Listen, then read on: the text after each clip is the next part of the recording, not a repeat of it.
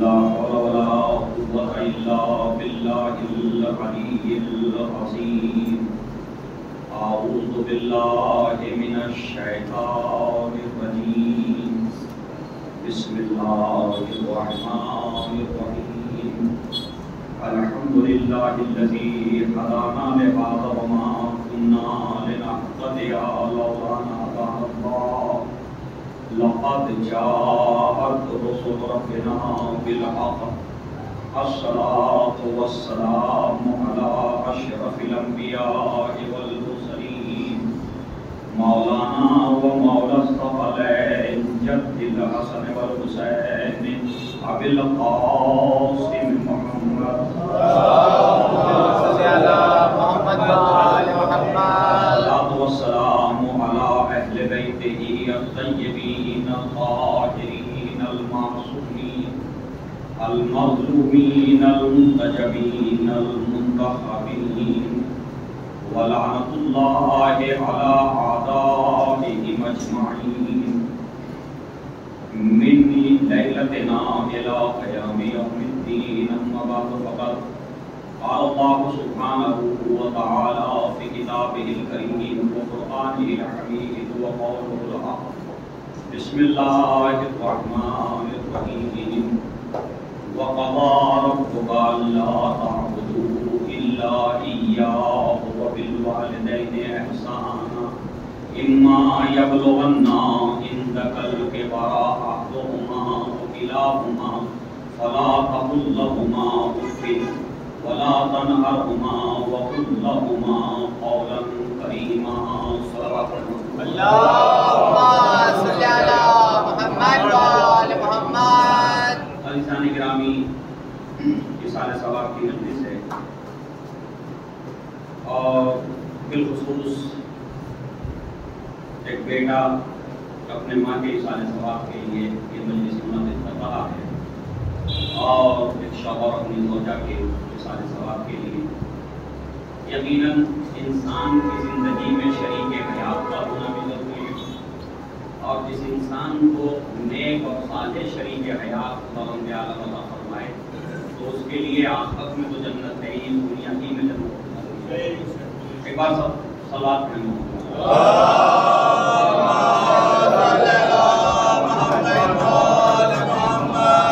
عزیزان گرامی، خداوند عالم والدین کے حق میں اور والدین کی طرف انسانیت کو، نوع بشریت کو متوجہ کرتے ہوئے ارشاد فرما رہا ہے وَقَضَىٰ رَبُّكَ أَلَّا تَعْبُدُوا إِلَّا إِيَّاهُ وَبِالْوَالِدَيْنِ إِحْسَانًا.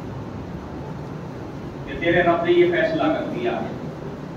میں وہ لفظی ترجمہ کر رہا ہوں کہ جو آیت کے الفاظ کا ترجمہ ہے، جو عربی میں آیت کا ترجمہ ہے. وَقَضَىٰ رَبُّكَ، تیرے رب نے یہ فیصلہ کر دیا. کیا فیصلہ کر دیا؟ اللہ تعبدوا الا ایاہ، کہ تم اے میرے بندو اللہ کے علاوہ کسی کی عبادت نہ کرو. اللہ کے علاوہ کسی کی عبادت نہ کرو. وبالوالدین احسانا، اور اپنے والدین کے ساتھ حسن سلوک سے پیش آنا. اور پیچھے کا طرف یعنی خدا کی قسم جو اہمیت اور جو مرتبہ، جو مقام اسلام نے والدین کو عطا کیا وہ شاید کسی اور دین میں اور کسی اور مذہب میں وہ مقام والدین کو نہیں ہے. خداوند عالم نے جس آیہ واقعی ہدایت کے اندر، جس آیت کے پہلے جز میں اپنی وحدانیت کا اعلان کیا، اپنی توحید کا اعلان کیا، اپنے ساتھ کسی کو شریک قرار نہ دینے کا اعلان کیا کہ میرے ساتھ عبادت میں کسی کو شریک نہ کرنا ہے، میں وحدہ لا شریک ہوں، میرا کوئی مثیل نہیں، میرا کوئی نظیر نہیں، میرا کوئی ثانی نہیں. اسی آیت کے دوسرے جز میں جہاں وحدانیت کا اعلان کر رہا تھا، جہاں اپنی الوہیت کا اعلان کر رہا تھا، جہاں اپنے وحدہ لا شریک ہونے کا اعلان کر رہا تھا، اسی کے دوسرے جز میں صرف اتنا سا فاصلہ کہ ایک واو کو اپنے اور والدین کے درمیان رکھا. اور بس ایک واو بیچ میں ہے، یعنی ایک طرف اس کی وحدانیت کا تذکرہ ہے اور دوسری طرف والدین کی عظمت کا بیان ہے. اب آپ سمجھیے سمجھیے کہ والدین کتنے اہم ہیں کہ وہ اپنے ذکر کے ساتھ والدین کا تذکرہ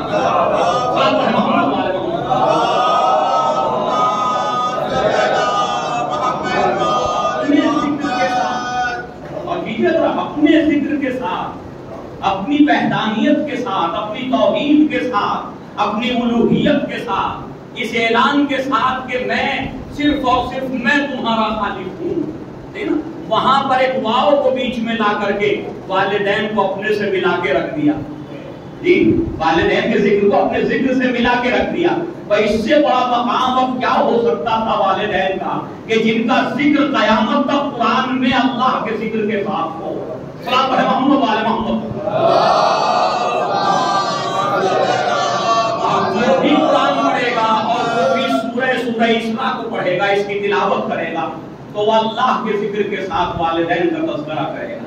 یہ ایک الگ مسئلہ ہے کہ ہم اردو زبان والے ہیں اور ہماری ذمہ داری ہے کہ جب قرآن پڑھیں نہ پڑھیں پورا سورہ یاسین، نہ پڑھیں پورا سورہ رحمان۔ غور کیجیے گا ذرا، سورہ رحمان کی 10 آیتیں پڑھیں، اگر ٹائم نہیں ہے، وقت نہیں ہے، لیکن ان 10 آیتوں کا ترجمہ ضرور پڑھیں، اور ہمارے ان 10 آیتوں کا ترجمہ ضرور پڑھیں۔ کیوں؟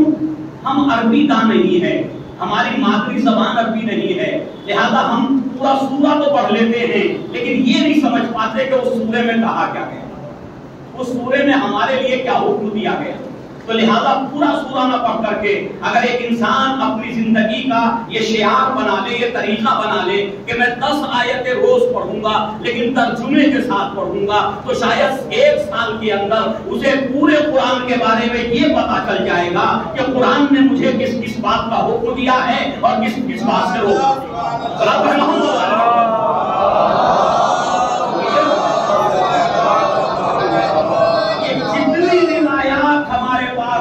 تلاوت کلام پاک کرنا ثواب ہے، اجر کا باعث ہے۔ اور کیجیے گا جتنی روایات ہمارے پاس ہیں یہ صرف اور صرف اس معنی میں ہے کہ جب انسان قرآن کی تلاوت کرے گا تو اس کے مفاہیم کو سمجھے گا۔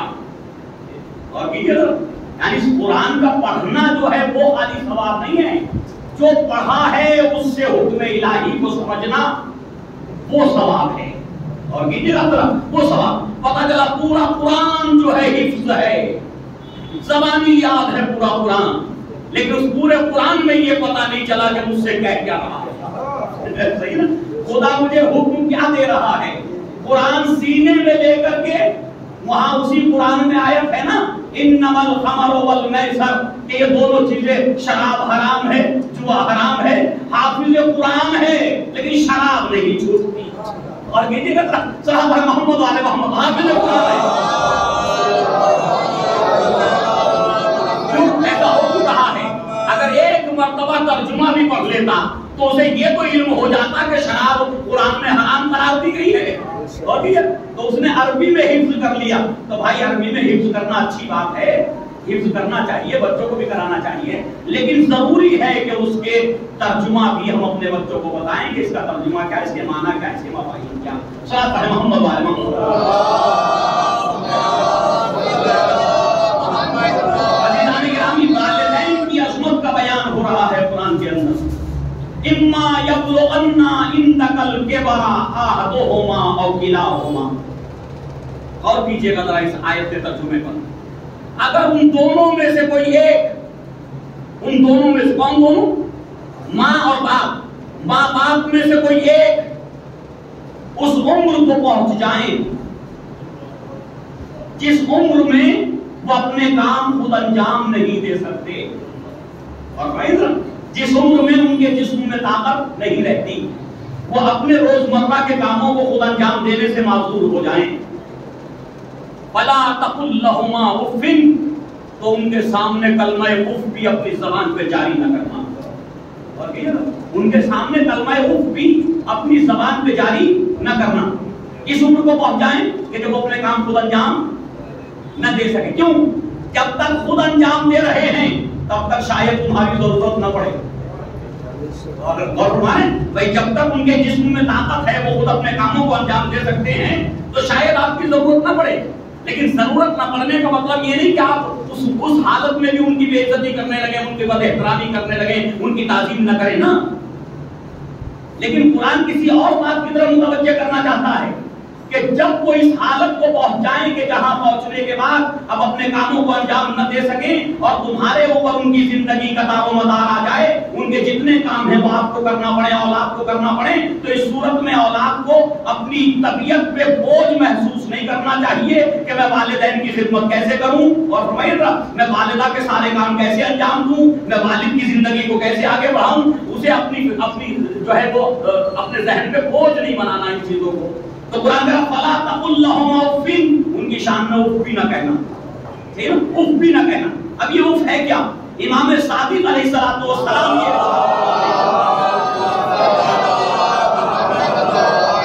امام یہ ارشاد فرماتے ہیں کہ اگر اللہ کی نظر میں اس سے بھی کوئی چھوٹا کلمہ ہوتا، اف اف، صحیح نا، الف اور فے دو حرفوں سے مل کے بنا اف، صحیح نا، اگر اللہ کی نظر میں اس سے بھی کوئی چھوٹا کلمہ ہوتا جس سے والدین کی اہانت ہو سکتی ہوتی تو خداوند عالم انسان کو اس کلمے کے استعمال سے بھی ان کی شان میں منع کر دیتا، اور تمہارے اس کلمے کے استعمال سے بھی منع کر دیتا۔ اچھا ذرا غور کیجیے، اف جو ہے یہ کلمہ اختیاری ہے یا اضطراری ہے؟ غور کیجیے گا جو بات آپ تک پہنچانا چاہوں گا۔ میری زبان پہ یہ اف آتا کب ہے؟ میں اف کا لفظ اپنی زبان پہ لاتا کب ہوں؟ ایک سوال ہے اپنی جگہ۔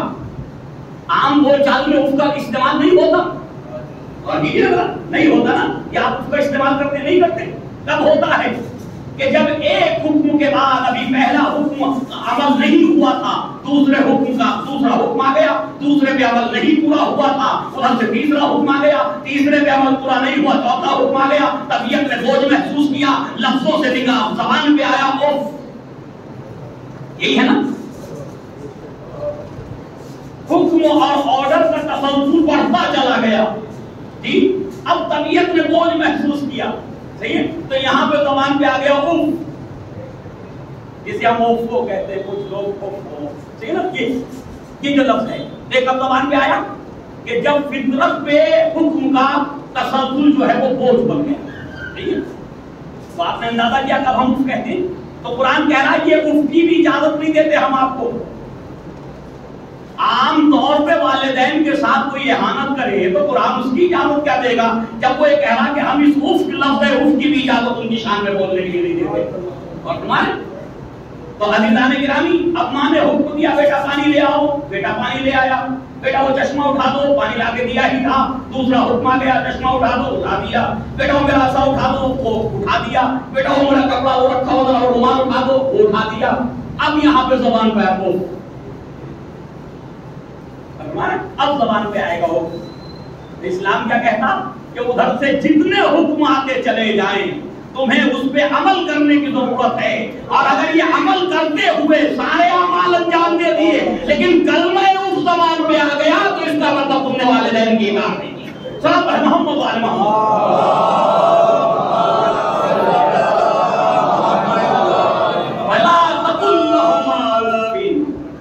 ان کی شان میں یہ کلمہ اف نہ کہنا، ولا تنہرہما، اور انہیں چھڑکنا نہیں، انہیں ڈانٹنا نہیں، انہیں چھڑکنا نہیں، ڈانٹنا نہیں، ان کے سامنے آواز کو بلند نہ کرنا۔ عزیزان گرامی، ایک ایسا اسلامی معاشرہ چاہتا تھا قرآن جہاں والدین کی عظمت رہے، جہاں والدین کا احترام رہے، جہاں والدین سکون کی زندگی گزار سکیں، ایک ایسا معاشرہ چاہتا تھا۔ کتنے گھروں میں قرآن پہنچ گیا، کتنے گھروں میں اللہ کی تعلیم پہنچ گئی؟ ایک سوال ہے آج ہم اپنے آپ سے پوچھیں، ہے نا، کہ کتنے گھروں میں یہ حکم اسلام پہنچ گیا؟ اگر پہنچ گیا تو واقعاً جو ہے ہم مولائی بھی ہیں، ہم کربلائی بھی ہیں، ہم حسینی بھی ہیں، ہم جعفری بھی ہیں، ہم علوی بھی ہیں، اور لیکن اگر یہ حکم قرآن ہی میرے گھر میں نہیں آیا تو کیسا جعفری، کیسا حسینی ہے، کیسا مولائی، کیسا کربلائی؟ صلوات پڑھیں محمد والے محمد۔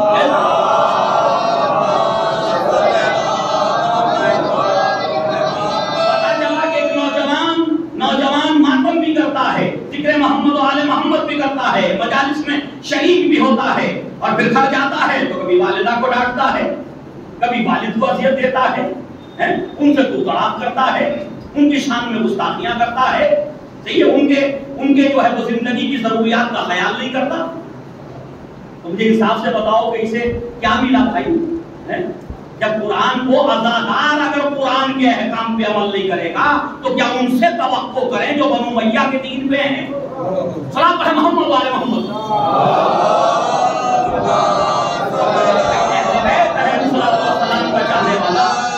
حضرت علی کے دین پہ عمل کرنے والا، حضرت امام حسین کی شہادت پہ گریہ کرنے والا، اگر وہ قرآن کے احکام پہ عمل نہیں کرے گا تو کیا بنو عباس سے کہیں کہ تم قرآن پہ عمل کرو؟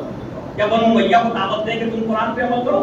نہیں، دعوت تو انہی کو دی جائے گی کہ جو اسلام کو لے کر کے آگے بڑھ رہے ہیں، کہ تم سے کوئی حکم قرآن چھوٹنا نہیں چاہیے، کوئی حکم خداوند عالم جو ہے معذور نہیں ہونا چاہیے، ہر حکم اسلام کی اپنے گھروں میں جو ہے اس پہ عمل کرو، تب جا کر کے ایک اچھا معاشرہ تشکیل پائے گا. صلاۃ پڑھیں محمد والے محمد.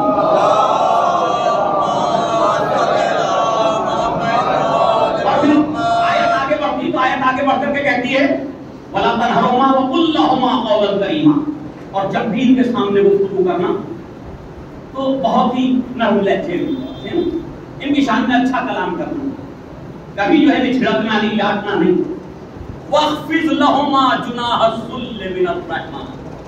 اب یہ آیت کا اور دوسری آیت ہے اس کا ایک دوسرے اپنے کاندھوں کو ان کے سامنے یا اپنے آپ کو ان کے سامنے چھپائے رہو.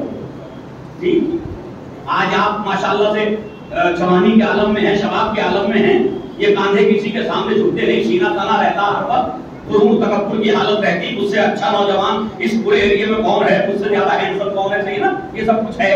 لیکن قرآن کہہ رہا تو ہینڈسم تم باہر بنے رہو، اچھی بات ہے، صحیح ہے نا، وہ حسن و جمال باہر کے لیے ہے، وہاں دکھاؤ، صحیح ہے.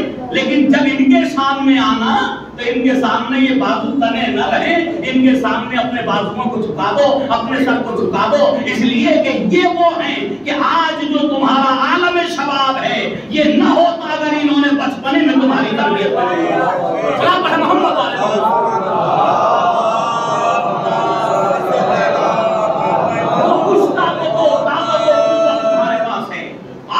تمہارے بازوؤں میں قوت ہے، آج جو تمہارے جسم میں طاقت ہے وہ سب ان کا ذریعہ. اچھا مجھے انصاف سے بتاؤ کون تھا کہ جو اس انسان کی جب یہ پیدا ہوا اس انسان کی زندگی کو صرف ایک مرحلہ آگے بڑھا دیتا؟ ایک بات عرض کروں آپ کے سامنے، دنیا میں مخلوق خدا بہت ہے نا، کوئی اس کا شمار نہیں کیا جا سکتا، ایسا نہیں کیا جا سکتا. اور یہ زمین کی مخلوق کی بات کر رہا ہوں، اگر ہواؤں میں مخلوق کو ہم شمار کریں تو اس کا شمار نہیں، پانی کے اندر کتنی مخلوق ہے، زمین میں کتنی مخلوق ہے، صحیح نا، ان سب کا ہم شمار نہیں کر سکتے. لیکن میں آپ کے سامنے ظاہری مخلوق جو آنکھوں کے سامنے نظر آتی ہے اگر اس پہ گفتگو کروں تو مخلوق خدا کی کوئی کمی تو نہیں ہے. ٹھیک، لیکن اس مخلوق خدا میں خداوند عالم نے کچھ نظام بنائے، وہ نظام کچھ اس طرح سے ترتیب دیے کہ کسی کو والدین کی صرف 2 دن کی ضرورت ہے، کسی کو 4 دن ضرورت ہے، کسی کو 2 مہینے ضرورت ہے، کسی کو 4 مہینے کی ضرورت ہے، اس سے زیادہ والدین کی کسی کو ضرورت. اور کیجئے گا ذرا، یہ بات آپ تک پہنچانا چاہ رہا ہوں. ٹھیک، مچھلی نے انڈے دیے، اس سے بچے نکل گئے، صحیح نا، بس انڈے دینے تک کی جو ہے وہ ذمہ داری تھی اس مخلوق کی. اب جب بچے وجود میں آ گئے تو ان بچوں کو نہ کھلانے کی ذمہ داری نہ ان کو بچانے کی ذمہ داری. تو اس مخلوق کو کتنی ضرورت ہے والدین کی؟ چند لحظوں کی بس. اور یعنی اپنی زندگی میں اسے ضرورت نہیں ہے. اب آئیے اپنے گھر کی باتیں دیکھ لیجئے، جو کسانی کرتے ہیں، جو جانور پالتے تھے یا دیکھتے ہیں، ٹھیک ہے نا، بکری نے بچے دیے، کتنے دن ضرورت ہے ان بچوں کو والدین کی، ماں کی، والد کی ضرورت ہے ہی نہیں، لیکن ماں کی کتنے دن کتنے عرصے تک ضرورت ہے، کتنے پیریڈ میں ضرورت ہے؟ سوچئے ذرا تنہائی میں بیٹھ کر کے. جی زیادہ زیادہ 3 مہینے 6 مہینے، صحیح نا، ماں کی ضرورت، جب تک دودھ کی ضرورت ہے تب تک ماں کی ضرورت ہے، اس کے بعد اسے ماں کی ضرورت نہیں ہے. اس کے اور آگے بڑھ جائے، شیر کو کتنی ضرورت ہے، اونٹ کو کتنی ضرورت ہے، بھینسوں کو، گائے کو اور دوسری مخلوق کو کتنی ضرورت ہے. کسی کو 2 مہینے، کسی کو 3 مہینے، کسی کو 6 مہینے، کسی کو 1 سال، اس سے زیادہ کی والدین کی ضرورت نہیں ہے. لیکن جسے اشرف المخلوق بنایا تھا اور کتنے جسے اشرف المخلوق بنایا تھا، سب سے بہتر مخلوق قرار دیا تھا، اسے ولادت کے طور پہ اتنا مجموعہ بنا دیا کہ والدین کی ضرورت جب تک زندہ رہے گا تب تک والدین کی ضرورت ہے.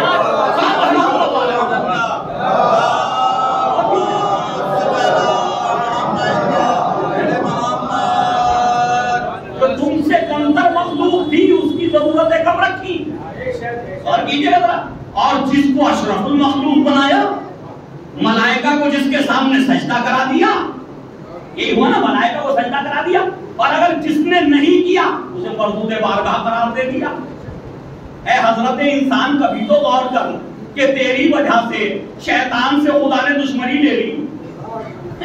اور دیکھیے نا بھائی, شیطان اور اللہ کے درمیان جو دشمنی ہوئی وہ کس کی وجہ سے؟ اور ہمارے اس نے اپنے ایک عبادت گزار کو اپنی واحدہ سے نکالا, مردود قرار دیا, تو کس کی وجہ سے؟ بے اللہ کی عبادتوں میں تو کوئی کمی اس نے نہیں کی تھی, پر تیری تعظیم کرنا نہیں چاہتا تھا.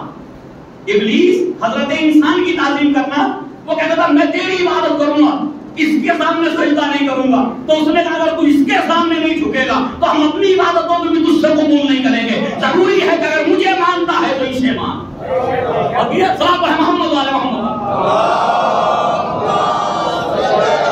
میرا ماننا کرنا ہے اسے مان, یہ میری اشرف المخلوق ہے. فریضان گرامی, اب اس نے تمہارے سامنے ملائکہ کو سجدہ کرا دیا, کبھی تو شرم آ جائے. میرے معبود تو نے میرے سامنے اپنی عبادت گزاروں کو جھکا دیا, تو میری ذمہ داری بنتی ہے کہ اب میں تیرے علاوہ کسی کے سامنے سجدہ نہ کروں گا. صحابہ محمد والے محمد,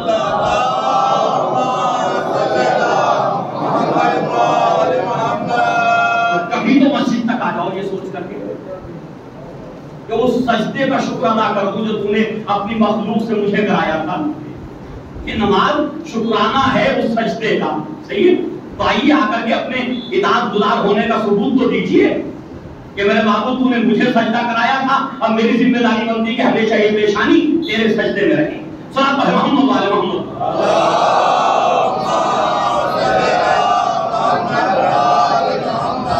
عزیزان گرامی, جتنی تمام مخلوقات کو ضرورت تھی اتنی آپ کو ضرورت, اس سے زیادہ آپ کو ضرورت ہے, صحیح ہے نا. انہیں بہت مختصر سی والدین کی ضرورت رہی, لیکن آپ کے لیے کہاں تک ضرورت؟ کم سے کم 18-20 سال کی عمر تک تو ضرورت ہے نا, صحیح ہے. وہاں آ کر کے کوئی اعلان کر سکتا کہ اب مجھے ضرورت نہیں ہے. تو ساری مخلوق کا نظام الگ رکھا اور آپ کا نظام, اور آپ کو اشرف المخلوق بنایا. تو پوچھنا چاہوں گا میرے معبود, باقی مخلوق میں اتنی زیادہ طویل ضرورت تو نے والدین کے لیے رکھی جتنی جو ہے حضرت انسان کے لیے قرار دی, اس کے پیچھے کا راز کیا ہے؟ تو شاید نے خدا جواب دے, مجھے بکریوں سے کوئی سوسائٹی نہیں بنانی تھی. اور کیجئے گا, مجھے شیروں سے کوئی معاشرہ تشکیل نہیں دینا تھا, مجھے بھینس اور گایوں سے کوئی جو ہے وہ مجتمع نہیں بنانا تھا. تو مجھے کیا ضرورت تھی کہ ان کے درمیان ایسے روابط قرار دوں کہ وہ ایک دوسرے کے مجبور ہو کر کے رہے, صحیح ہے نا. لیکن کیونکہ مجھے حضرت انسان کے ذریعے اس دنیا میں ایک سوسائٹی تشکیل دینا تھی, مجھے مجتمع بنانا تھا, معاشرہ بنانا تھا, اس لیے میں نے زیادہ سے زیادہ دیر ان دونوں کو ضرورت میں رکھا, رشتے میں رکھا. کیوں؟ جتنا زیادہ دیر تک یہ رشتہ ضرورت رہے گا اتنی ایک دوسرے کی طرف سے محبتوں میں اضافہ ہوتا چلا جائے گا, رابطہ مضبوط ہوتا چلا جائے گا. اور کیجیے, اب جس نے 20 سال مجھے پالا ہو تو کیا میری عقل یہ نہیں کہے گی کہ جس نے 20 سال میرے لیے خدمت انجام دی ہو, اگر وہ کمزور ہو جائے تو کیا میں اگلے 20 سال میں وہ خدمت انجام نہیں دے سکتا؟ محمد والے محمد,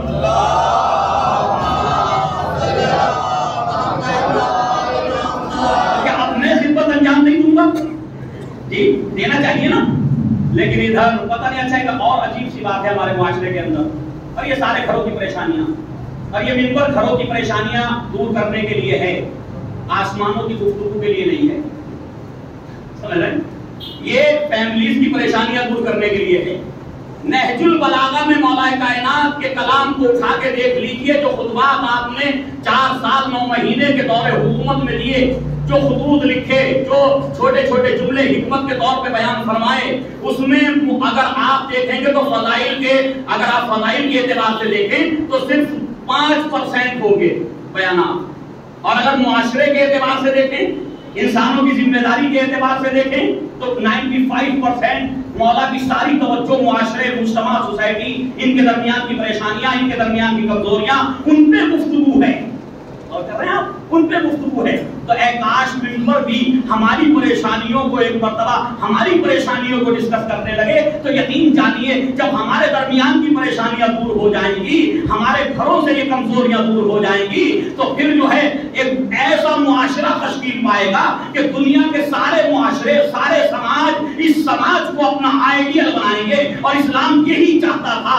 کہ جہاں مسلمان رہیں وہ دوسری قوموں کے لیے، دوسرے مذاہب کے لیے آئیڈیل بن کے زندگی گزاریں، بلکہ ان کو کسی آئیڈیل کی ضرورت نہ پڑے، یہ آئیڈیل بن جائیں۔ صلوات پڑھیں محمد علی محمد۔ لیکن آج ہم کیا کریں؟ آج ہمارا نوجوان کوئی آئیڈیل اگر ایجوکیشن میں تلاش کرے گا تو کہاں سے؟ امریکہ سے، یہودیوں میں سے، عیسائیوں میں سے، کیوں؟ ایسے ہی ہے نا، کہاں سے تلاش کرے گا؟ غیر قوموں میں سے، اس نے ایسا کیا تو میں اس کے نقش قدم پہ چلوں۔ اور ہمارے ہونا تو یہ چاہیے تھا کہ ایجوکیشن میں بھی ہم آئیڈیل ہوتے پوری دنیا کے۔ کیوں؟ آپ کے مولا آئیڈیل ہیں پوری دنیا کے لیے یا نہیں ہیں؟ پوری دنیا کے لیے آئیڈیل ہیں یا نہیں ہیں؟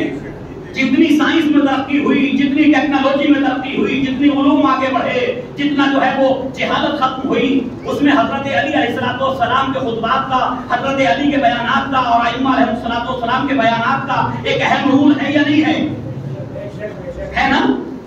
تو ہمیں ہونا چاہیے تھا اس کاروان ایجوکیشن کا سربراہ، قیادت ہمیں کرنی تھی، لیکن آج ہم اس منزل میں پہنچ گئے ہیں کہ قیادت تو دور کی بات ہے، ہم ان لوگوں کے ساتھ میں بھی کھڑے نظر نہیں آتے۔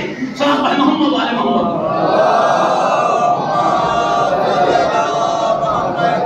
ہم ان کے سامنے بھی نظر نہیں آتے کہیں دور دور تک۔ تو یہ ہماری ذمہ داریاں تھیں اور یہ منبر کی ذمہ داریاں تھیں۔ بہت سے لوگوں کو مجھ سے شکایت ہوتی ہے، مجھے معلوم ہے شکایت ہوتی ہے، مولانا جو ہے وہ فضائل کی طرف نہیں جاتے۔ اما فضائل تو آپ کو سب کو معلوم ہے، بات تو جب ہے کہ جب خود بات فضیلت بن جاؤ، فضیلتیں سن کر کے کمالات اہل بیت جب ہماری سیرت میں اتر آئیں تو پھر ہے کمال کہ جس کا مولا ایسا ہو تو اس کا غلام بھی تو کہیں کھڑا ہوگا، کہیں تو مولا کی جھلک آنی چاہیے نا غلاموں میں۔ یہ کیسے ہو جائے گا کہ مولا دنیا کا سب سے بڑا عالم، غلام دنیا کا سب سے بڑا جاہل؟ یہ کیسا غلام ہے بھائی؟ یہ تو نہیں ہونا چاہیے نا۔ کوئی تو تھوڑی سی صفتیں تو کم سے کم ہمارے اندر ہونی چاہیے، اور میری گفتگو تو اسی پہ ہوتی ہے۔ اور اب ڈر بھی لگنے لگا کہ بھئی تھوڑا سا ادھر بھی چلا جائے، دوسری طرف بھی ورنہ لوگ جو ہے وہ آہستہ آہستہ مجلسوں میں کٹوتی کرتے چلے جاتے ہیں، نہیں ان کو چھوڑو، کسی اور کو بلاؤ جو مجمع کو خوش کر سکے۔ تو عزیزان گرامی، یہ مجمع کو خوش کرنا یہ اسلام کی ذمہ داری نہیں تھی، نہ یہ منبر کی ذمہ داری مجمع کو خوش کرنا، نہ یہ اسلام کی ذمہ داری مجمع کو خوش کرنا۔ اگر اسلام خوش کرنے کے لیے آیا ہوتا تو کافروں سے مصالحت کر لیتا۔ سوال کیجئے گا بھائی، اگر اسلام خوش کرنے کے لیے آیا ہوتا لوگوں کو تو کافروں سے مصالحت کر لیتا، صلح کر لیتا۔ بھائی 360 تمہارے ہیں، ایک ہمارا لے لو، 361 کر لو، بات ختم ہو گئی۔ ٹھیک ہو سکتی تھی یا نہیں؟ صلح ہو جاتی آپس میں۔ وہ تو روز بناتے تھے، انہیں کیا پریشانی تھی؟ چلو ایک تیرا بھی محمد، ایک تمہارا بھی صحیح، 360 ہمارے، چلو ایک تمہارے کو ہی مان لیں گے۔ لیکن اسلام نے کہا کہ نہیں، سب کو چھوڑو، مجھے مانو۔ بھئی یہی پیغام دینا تھا کہ سب ناراض ہو گئے، سب ناراض ہو گئے۔ کفار و مشرکین تو دلی تمنا رکھتے تھے کبھی نبی کریم حضرت محمد مصطفیٰ ان بتوں کی تعریف، کبھی حضور پاک ایک جملے میں ان بتوں کی تعریف کرتے، تمنا تھی، دلی تمنا تھی ان کے دل، صحیح نا؟ ایک جملے میں تعریف کرتے تو ہماری کسی حد تک لڑائیاں ختم ہو جائیں۔ عزیزان گرامی، اسلام خوش کرنے نہیں آیا تھا کسی کو، اسلام تو حقیقتوں کا بیان کرنے آیا، اور جب حقیقتیں بیان ہوتی تو آپ کے مولا فرما گئے، پہلے فرما گئے الحق مر، حق کڑوا ہوتا ہے، اور جب کڑوا ہوتا تو وہ کڑوا سب کو لگتا بھی ہے، جب ہوتا ہی کڑوا تو لگے گا بھی کڑوا۔ یہ تو ہو نہیں سکتا کہ کوئی چیز کڑوی ہو تو میٹھی لگے، ہاں بس وہ ایک طریقہ ہے میٹھا لگنے کا کہ وہ خود اگر حق شناس ہو جائے تو شاید اس کی کرواہٹ دور ہو جائے. اور محمد والے محمد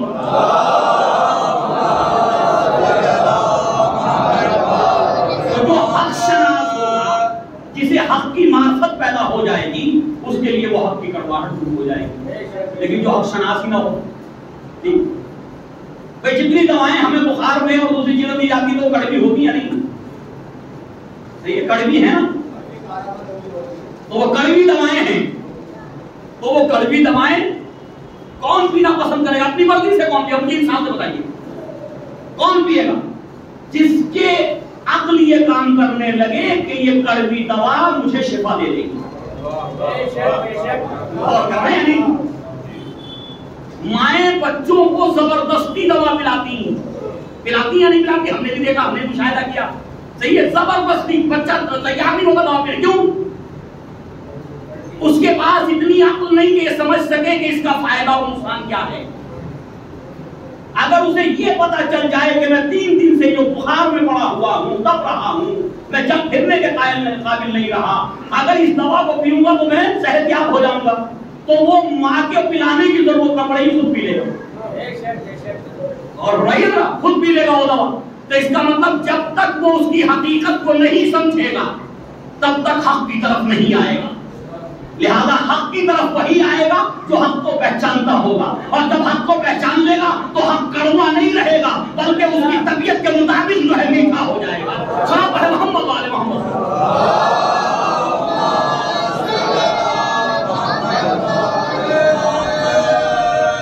اب حق کی مٹھاس کو یوں سمجھیے، اب حق کی مٹھاس کو یوں سمجھیے، بھائی کسی کے لیے کڑوا ہوگا، مومن کے لیے تو کڑوا نہیں ہوگا. مومن کے لیے تو کڑوا نہیں ہونا چاہیے. ہاں کیوں؟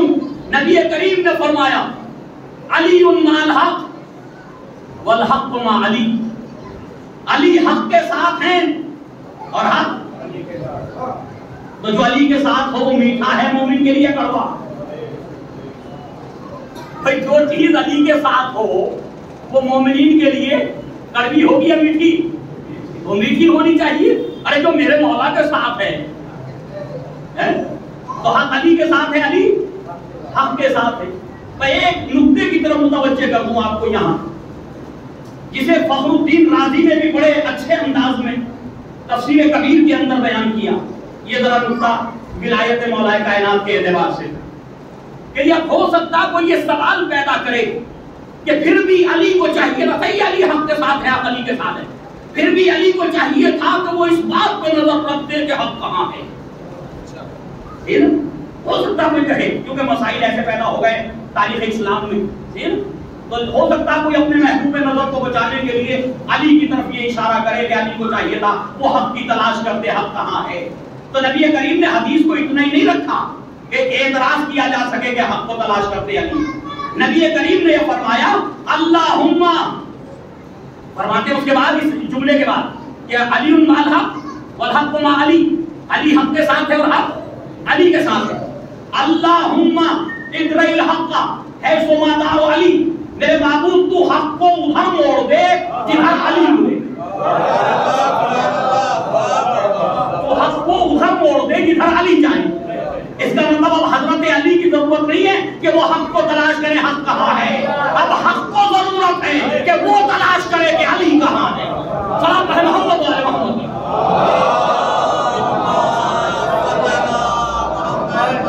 اب یہ حق کی ذمہ داری ہے کہ وہ تلاش کرے علی کہاں ہے، اور جہاں علی ہے وہاں حق ہے، اور جہاں حق ہوگا وہاں علی ہے. عزیزان گرامی، میں یہ عرض کر رہا ہوں کہ یہ حق تو کڑوا ہوتا ہے، وہ کڑوا ہے. اور بھائی جب ماں کے ہاتھ سے کڑوی دوا بچہ نہیں پی سکتا، جو سب سے زیادہ مہربان ہے اس بچے کے اوپر، تو عالم کی زبان سے کڑوی دوا معاشرہ کیسے لے؟ صحابہ محمد علیہ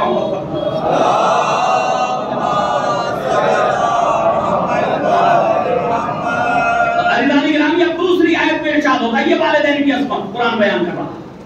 دوسری آیت میں ارشاد ہوا وَوَصَّيْنَا الْإِنسَانَ بِوَالِدَيْهِ، ہم نے انسان کو یہ وصیت کی کہ وہ اپنے والدین کے ساتھ حسن سلوک سے پیش آئے، اپنے والدین کے ساتھ حسن سلوک سے پیش آئے۔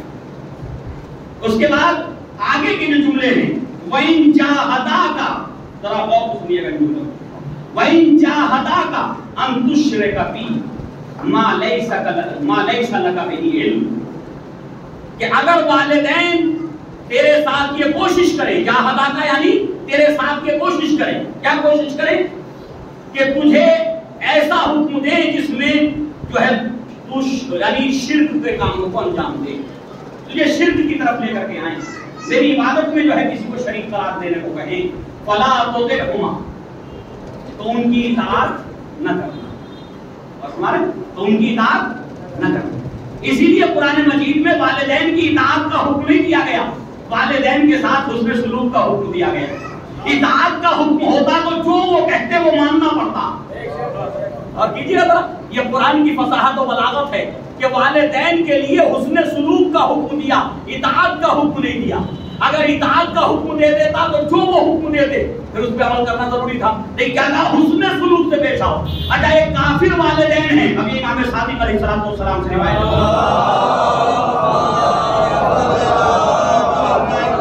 ایک مرتبہ تو یہ کہ اولاد بھی مومن ہے، ایک مرتبہ تو یہ کہ اولاد بھی مومن ہے اور والدین بھی مومن ہیں، صحیح، اولاد بھی مسلمان ہے اور والدین بھی مسلمان ہیں۔ ایک تو یہ شکل ہے، ایک شکل یہ کہ اولاد مومن ہے اور والدین کافر ہیں۔ ہوتا ایسے نہیں ہوتا، ایسا ہوتا ہے نا کہ اولاد مومن ہے، والدین کافر ہیں۔ یہ طول تاریخ میں چلا رہا، اور آج بھی ایسے سینکڑوں ہوں گے جنہوں نے تشیعوں کو قبول کر لیا ہوگا ہندو مذہب سے، دوسرے مذاہب سے، اور ان کے والدین آج بھی اپنے دین پہ باقی ہوں گے، ٹھیک ہے؟ تو کافر ہیں اور یہ مومن ہیں۔ اس کے باوجود بھی حکم یہ ہے، امام صادق فرماتے ہیں کہ یہ کرم ہے خدا کا، فرماتے ہیں یہ اللہ کا کرم ہے کہ اس نے کافر والدین کے لیے بھی مومن اولاد کو حسن سلوک کا حکم دیا، کہ ان کی شان میں گستاخی نہیں ہو سکتی تو اتنی بات کو نہ مانا جائے جتنا وہ شرک کے لیے کہہ رہے ہیں، غلط بات کے لیے کہہ رہے ہیں، اس کو ماننے کی ضرورت۔ لیکن آپ چاہیں بد احترامی کریں وہ نہیں ہو سکتا، وہ نہیں ہو سکتا۔ تو جب کافر والدین کا قرآن اتنا احترام چاہتا مومن اولاد سے، تو مومن والدین کا مومن اولاد سے کتنی عظمت چاہتا ہو۔ سلام پڑھیں محمد والے محمد۔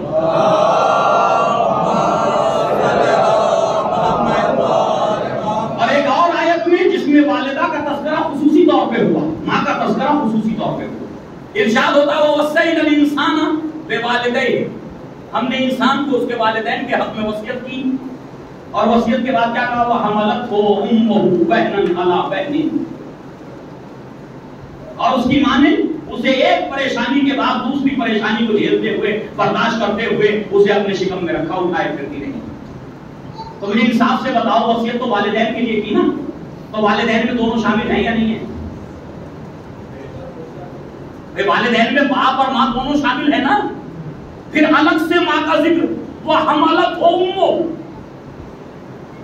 یعنی اس آیت کے اندر باپ کا ذکر ایک مرتبہ اور ماں کا ذکر دو مرتبہ، ایک مرتبہ والد کے ساتھ ملا کر کے والدہ کا ذکر کر دیا کہ ہم نے وصیت کی والدین کے حق میں، اور دوسری مرتبہ والد کا ذکر کیے بغیر وَحَمَلَتْهُ أُمُّهُ، اب باپ کا ذکر نہیں ہے، اور اس کی ماں نے اس کو ایک پریشانی کے بعد دوسری پریشانی اٹھا کر کے اسے اپنے شکم میں لیے پھرتی رہی، اسے اٹھائے رہی، ہے نا؟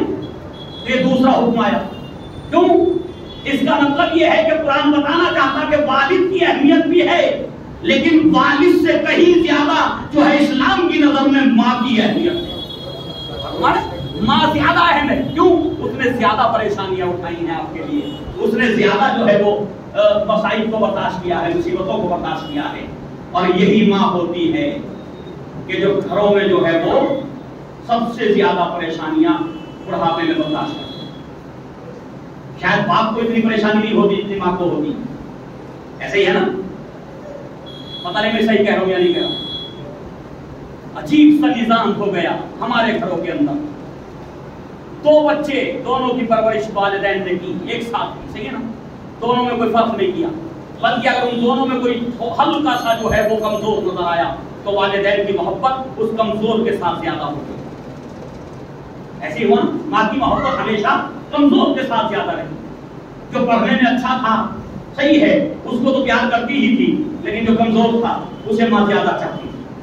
اگر اپاہج رہ گیا ایک بیٹا, معذور ہو گیا, ایکسیڈنٹ میں اس کے کوئی جسم کا حصہ قطع ہو گیا, صحیح ہے نا, تو ہمیشہ اس سے زیادہ محبت کی. میرے اس لال کا کیا ہوگا, میرے اس بیٹے کی زندگی کیسے گزرے گی, اسے زیادہ محبتیں ملی, صحیح ہے نا. تو یہ والدین, اس کا مطلب ماں کی محبت میں کوئی لالچ نہیں تھا. اگر ماں بھی لالچ کے اعتبار سے محبت کرتی کہ مجھے فائدہ کون پہنچائے گا, ان دونوں میں سے جوان ہونے کے بعد مجھے فائدہ کون پہنچائے گا, تو طاقتور سے محبت کرتی اور اس کمزور سے محبت نہ کرتی. لیکن اس کی محبت بے لوث تھی, اس نے کمزور سے زیادہ محبت کی, طاقتور سے کم محبت کی. یہ تو اپنی زندگی کو گزار لے, اس کا کیا ہوگا. ایسا ہے ہمارے گھروں میں یا نہیں ہے. تو اعزان گرامی, ہمیشہ ماں کمزور سے محبت کرتی, اس کا مطلب لالچ نہیں ہے ماں کے ذہن میں. تو کتنا اچھا ہوتا کہ یہ اولاد بھی جو ہے وہ جب جوان ہو جاتی تو پھر بغیر کسی لاس کے والدین کی خدمت کرتی. اب جب والدین کی خدمت کا مسئلہ آتا ہے تو اولاد کی نظر میں بڑے مسائل پیدا ہو جاتے. پراپرٹی کتنی ہے, بینک بیلنس کتنا ہے, جی اگر مجھ سے باپ ناراض ہو گیا تو ایسا نہ ہو چھوٹے کو دے دیں, ایسا نہ ہو تیسرے بھائی کو دے دیں, ٹھیک ہے نا. تو جب ہم خدمت کرتے ہیں تو ہماری خدمت میں لالچ ہے, لاس ہے, کہیں نہ کہیں ہم چاہتے ہیں ہمیں یہ ملے, لیکن جب وہ خدمت کرتے ہیں تو بے لوس خدمت کرتے ہیں. اور میں شاید اسی بے لوس خدمت کے نتیجے میں خداوند عالم نے اولاد پہ واجب کر دیا احترام والدین, کہ ان کے لیے کوئی جو ہے وہ جگہ ایسی نہیں کہ جہاں لالچ پیدا ہو سکے.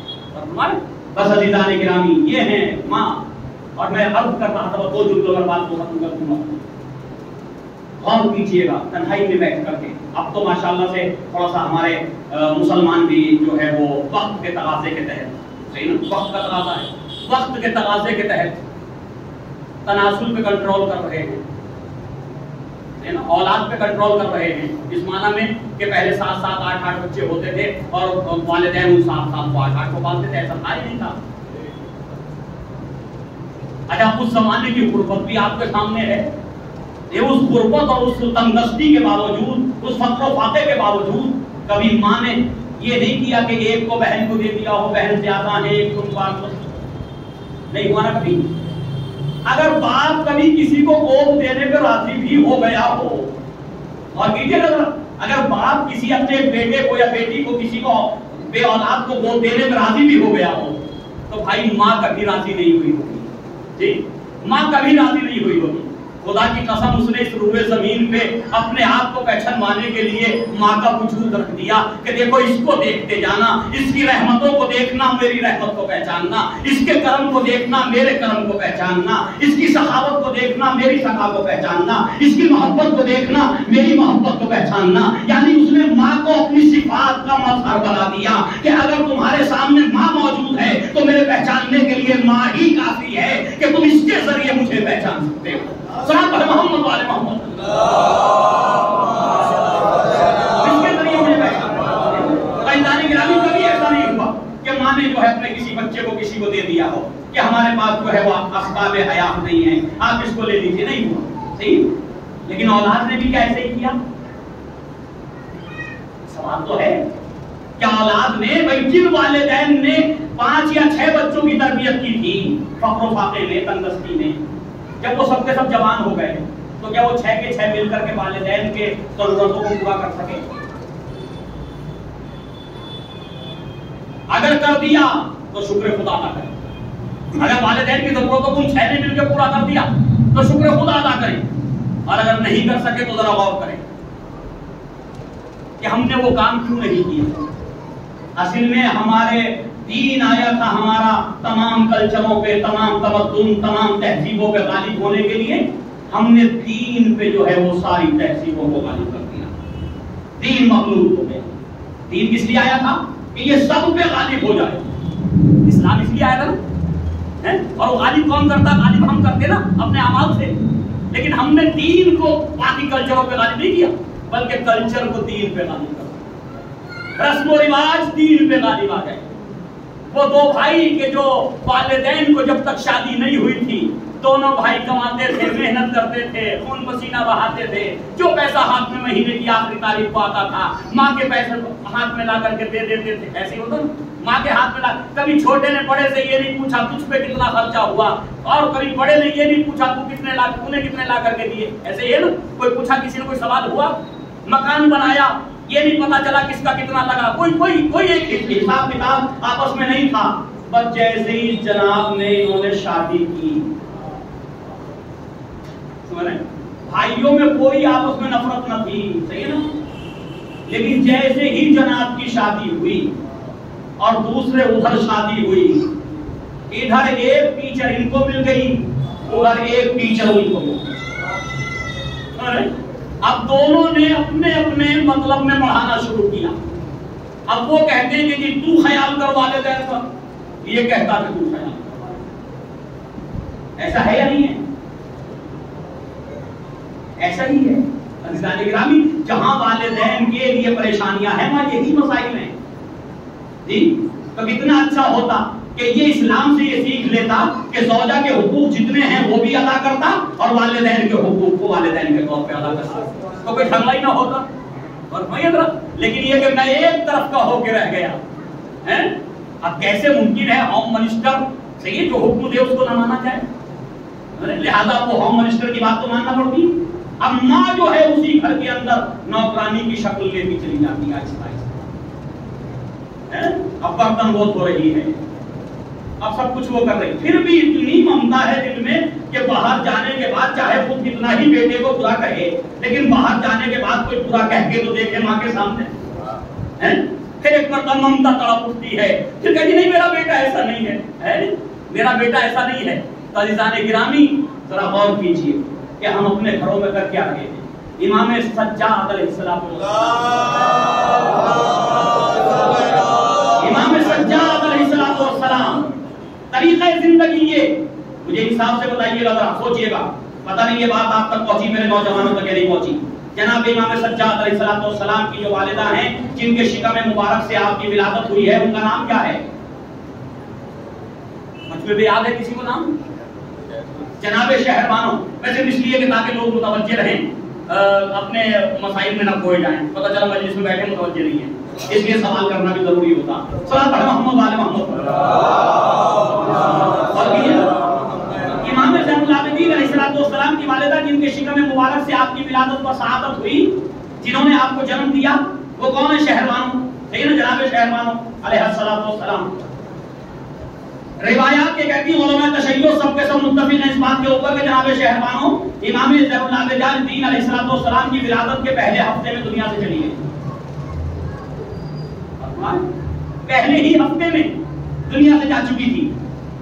امام سجاد بہت کم سنی میں ماں کی طرف سے یتیم ہو چکے تھے، لیکن جب اس کے علاوہ جو اور زوجات تھی امام حسین علیہ السلام کی، وہ اب ماں کی جگہ تھی. اور کیجیے نا وہ ماں نہیں، سگی ماں نہیں ہے امام کی اب زندہ. میں اس لیے اس کو پہلے سے عرض کر رہا ہوں کہ سگی ماں موجود نہ تھی. اس کے باوجود بھی روایت یہ کہتی ہے کہ جب چاہنے والوں کو یہ پتا چلا کہ ہمارا امام اپنی ماں کے ساتھ دسترخوان پہ بیٹھ کے کھانا نہیں کھاتا، تو کسی چاہنے والے نے سوال کیا فرزند رسول آپ سے زیادہ والدین کے ساتھ جو ہے وہ حسن سلوک کون کر سکتا ہے؟ لیکن ہم نے سنا ہے کہ آپ اپنی ماں کے ساتھ بیٹھ کر کے دسترخوان پہ کھانا نہیں کھاتے، اس کی وجہ کیا ہے؟ تو امام نے فرمایا کہ سننا چاہتے ہو وجہ کیا ہے؟ کہا بتائیے مولا. کہا کہ اس لیے میں اپنی ماں کے ساتھ دسترخوان پہ بیٹھ کے کھانا نہیں کھاتا، ہو سکتا ہے کہ جس روٹی کی طرف یا جس غذا کی طرف میری ماں جسے اٹھانا چاہتی ہو سکتا کہ میرا ہاتھ اس کی طرف پہلے پہنچ جائے. ہو سکتا یہ سمجھانے کا طریقہ ہے، ورنہ معصوم سے یہ ہو.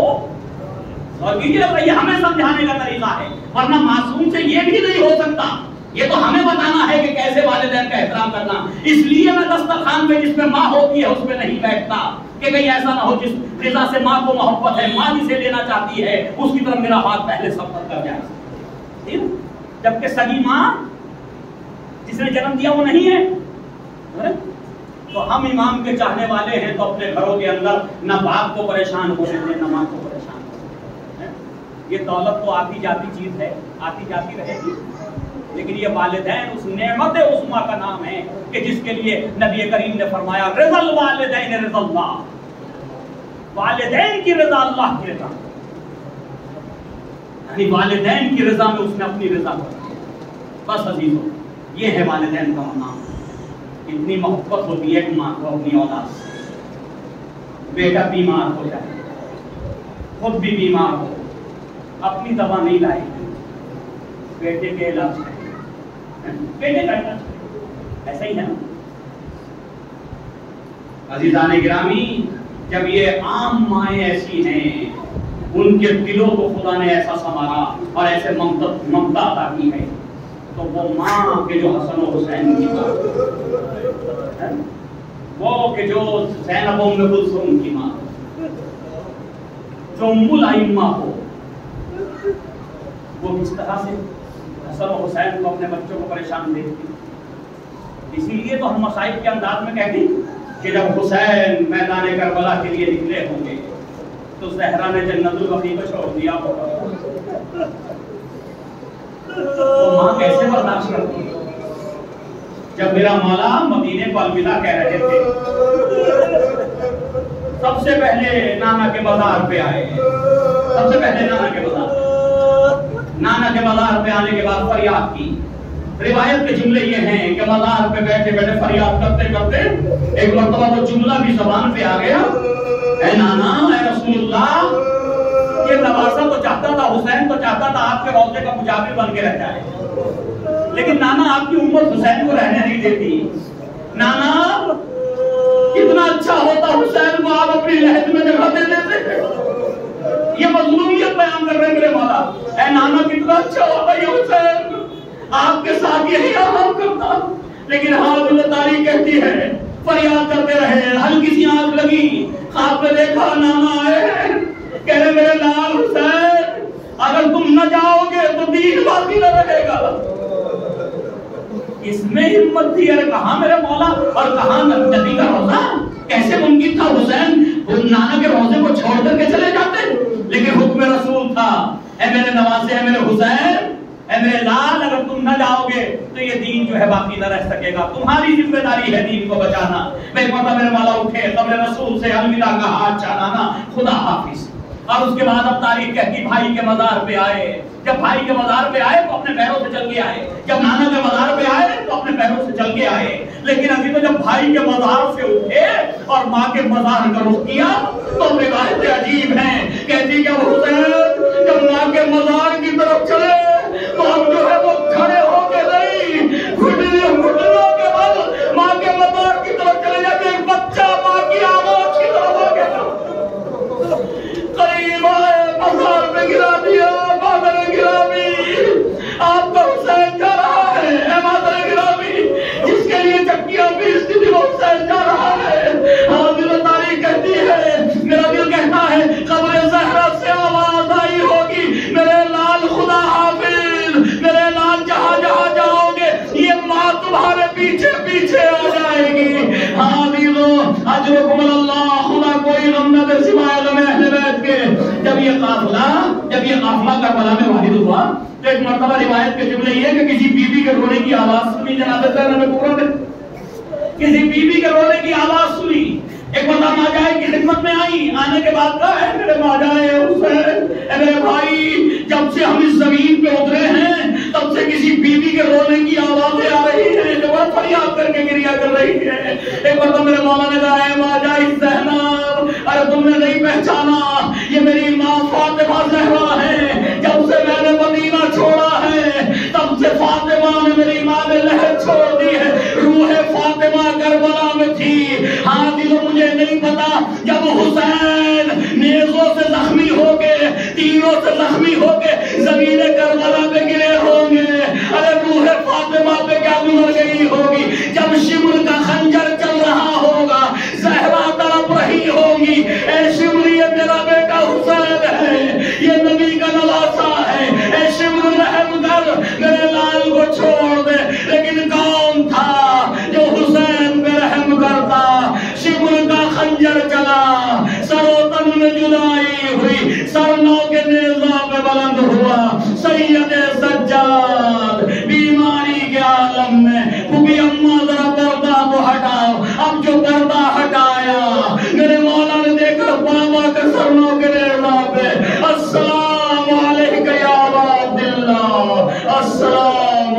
إليك يا ابن رسول الله سيعلم الذين ظلموا أي منقلب ينقلبون باہرہ محمد والے محمد کا واسطہ ذکر محمد والے محمد کے ذریعے سے مرحومہ کے درجات میں اضافہ فرما باہرہ محمد والے محمد کا واسطہ مرحومہ کے گناہان صغیرہ و کبیرہ کو معاف فرما میرے معبود مرحومہ کو وحشت قبر